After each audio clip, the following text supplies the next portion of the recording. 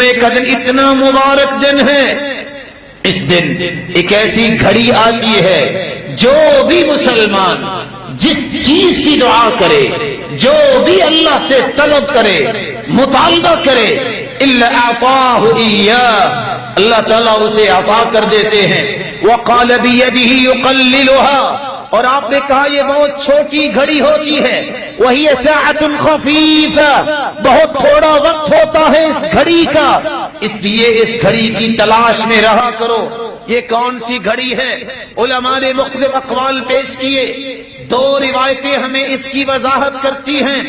ایک روایت بتاتی ہے اس گھڑی کا وقت ہی ما بین ان یجلس الامام الی ان تقضى الصلاۃ، جب خطیب خطبہ دینے کے لیے منبر پہ آتا ہے اس وقت سے لے کر جب تک نماز ختم نہیں ہو جاتی، اس کے درمیان جتنا وقت گزرتا ہے یہ وقت اتنا مبارک ہے، جو بھی مانگو اللہ اسے قبول فرماتے ہیں۔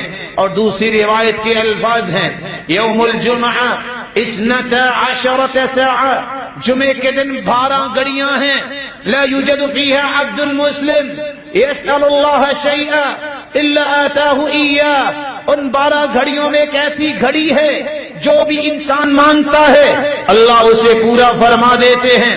فالتمسوها آخر ساعت بعد العصر، یہ گھڑی عصر کی نماز سے لے کر مغرب کی نماز تک ہوتی ہے۔ دوسری روایت کے لفظ ہیں بعد العصر الى غیبوبۃ الشمس، عصر کی نماز کے بعد سے لے کر جب تک سورج کی ٹکیا غروب نہیں ہو جاتی اس وقت تک یہ مبارک گھڑی رہتی ہے۔ یہی وجہ ہے ابو ہریرہ رضی اللہ تعالی عنہ اور عبداللہ بن سلام رضی اللہ تعالی عنہ اور امام احمد بن حنبل رحمت اللہ علیہ کہا کرتے تھے کہ یہ عصر سے لے کر مغرب تک کا وقت بڑا ہی مبارک ہوتا ہے۔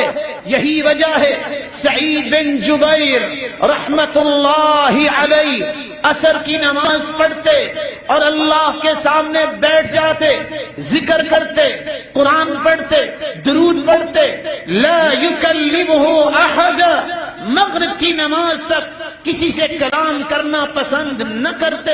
اور سلف صالحین کا یہ رویہ رہا ہے، جمعے کا دن ہوتا اور عصر کی نماز پڑھنے کے بعد اپنے گھر بھی جاتے، دروازہ بند کر لیتے اور کسی کو مغرب تک آنے کی اجازت نہ دیتے۔ سبب کیا ہے؟